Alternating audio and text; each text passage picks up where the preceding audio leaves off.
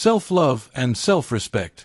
Now, I would like to talk a little about one of the most important components of self-esteem, and it is none other than self-love. As the name implies, self-love is that when you loving yourself unconditionally. The other two main components of self-esteem are confidence and satisfaction. I have already talked about satisfaction. I will talk about self-confidence in the next video. So now, I will talk about self-love. Self-love does not exist without self-respect. If we love ourselves, we also respect ourselves. I will explain why this is important in a moment. It works the same way as others. Just think about it. Choose someone from your acquaintances whom you really like. Now ask yourself, do you love and respect this person at the same time? I'm guessing your answer is yes, because it's natural. It's hard to love someone without respecting that person. The situation is a little different on the way back. You can respect, say, your boss because the job requires it and you can show this respect for him, but that doesn't mean you love him at all. So respect can come from love, but love cannot always come from respect. That's why we should primarily strive for people to love us, because respect is not worth much without love.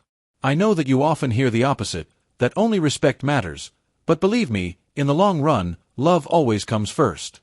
So if you love yourself, you also respect yourself, because you consider yourself to be someone who deserves your love, and I assume that you want the best for her or him. I mean to yourself. According to Napoleon Hill, reliability is the first building block of solid character. According to this saying, which I also agree with a lot, whoever wants a solid character and strong self-esteem must also become reliable.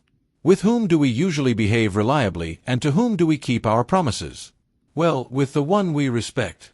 So if you respect yourself, you keep the promise you made to yourself, thereby becoming trustworthy, which strengthens your character, which also increases your self-esteem. I know that the things are starting to become a bit dense, so I advise you to go slower if you have to and work your way through each sentence calmly. So we will talk about that the first cornerstone of a solid character is reliability, and a reliable person also earns respect from others. Going beyond this, a trustworthy person earns the greatest respect in others when she or he keeps her or his promise, even if it is not the most convenient in the given circumstances. Of course, this does not happen overnight. Staying with reliability, I recommend that we proceed step by step. First, let's promise ourselves things that we know will require self-discipline to keep, but won't be that hard to do. If we have kept our promise to ourselves, we can boost our self-esteem greatly.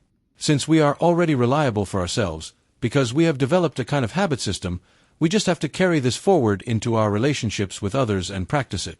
If we act in the same way, over time we will also be reliable for others and others will respect us, which can also give a big boost to our self-esteem.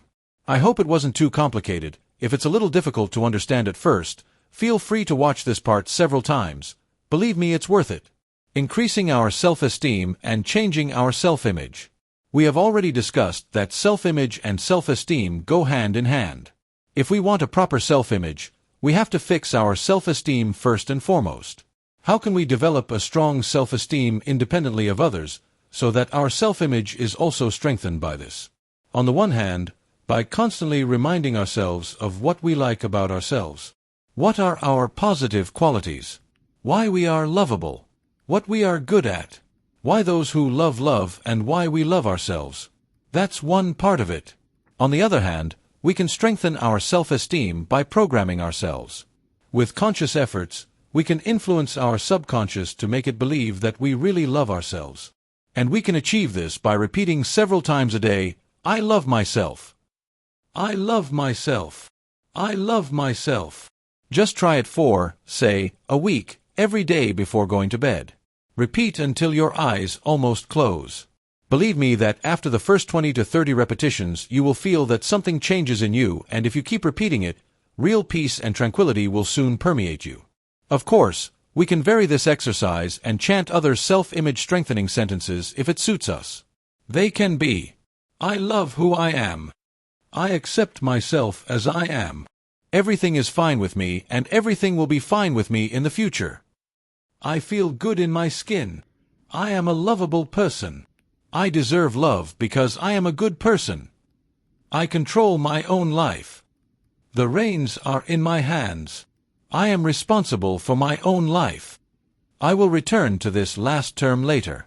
Such exercises, when we repeat to ourselves the thoughts that we want to believe and incorporate into our subconscious, and according to which we want to live our lives, are called autosuggestion.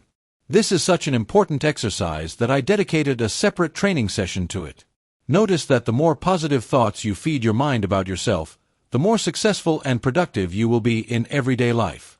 Channeling our thoughts in the right direction can bring amazing changes in our lives.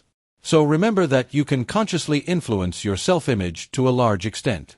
If you are persistent enough and practice, over time you will become the shaper of your own self-image, and the opinions of others will be much less decisive for you from then on.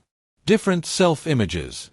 Regarding our overall self-image, it is good to know that it is made up of several different smaller self-images, which are all formed in different areas of our lives. It's like a puzzle or a jigsaw puzzle. Many small self-images ultimately make up the big self-image that will define us. We can have a self-image of what kind of companion we are to our partner. We can have a self-image of what we are like in our work. We can also have a separate self-image about what kind of friend, parent or child, sibling, relative, etc. we are. We can also have a self-image about our various skills and expertise, for example, how we cook, how we fix a car, how we paint a room, etc. The totality and quality of self-images, so their average will determine our entire self-image. So the different self-images of our lives are at different levels. There are some things we are better at, some things we are not. If, on the other hand, we want to achieve success in those areas in which we are currently not very successful, we need to do nothing but raise the level of our self-image in relation to the given thing. If we earn relatively well, but for some reason, say, because of our increased expenses, we want to take home more in a given month, then we must see ourselves as not only earning well, but earning very well. They say that you can only lose weight if you imagine yourself thin, so even if you are overweight, you think of yourself as already thin. Visualization can be of great help in this, which I will talk about in the self-management training. So we can change our entire self-image by raising the level of our many small self-images and not getting comfortable with it and not getting stuck at the lower levels. To do this, we must develop and not sink into the quagmire of pessimism and rise above our fears.